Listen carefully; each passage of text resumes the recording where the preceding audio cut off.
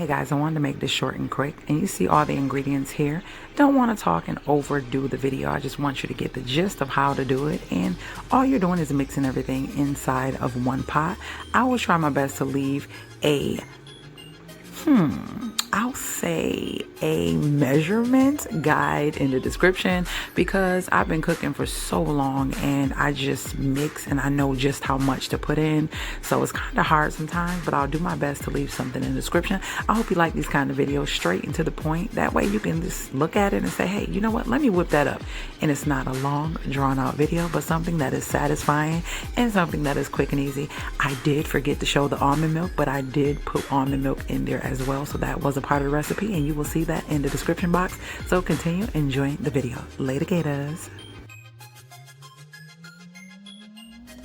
Just a tip, when you are cooking any type of sauce and the sauce is seasoned very well, you don't need to season your meat that much, and you definitely don't want to season your pasta that much, because that's going to add more salt into the recipe. And always remember, cheeses have a lot of sodium in them as well.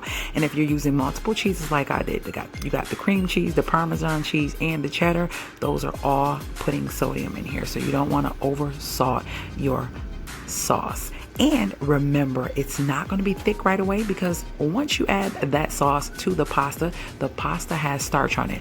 Do not have to rinse the starch off of it, just drain it, because that's going to help the pasta sauce to thicken, I promise you. And then if you're going to eat this overnight and put this bad boy in the refrigerator, it's going to get even better and even thicker. So you don't want it too thick, because it's going to get thicker overnight. So enjoy and look at how it turned out and the meal that I created with this sauce. Later, gators.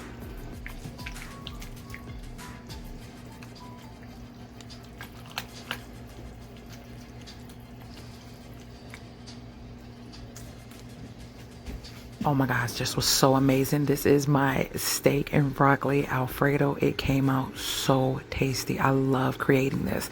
If you're looking for the recipe, stay tuned, because it will be coming out soon. Later, gators.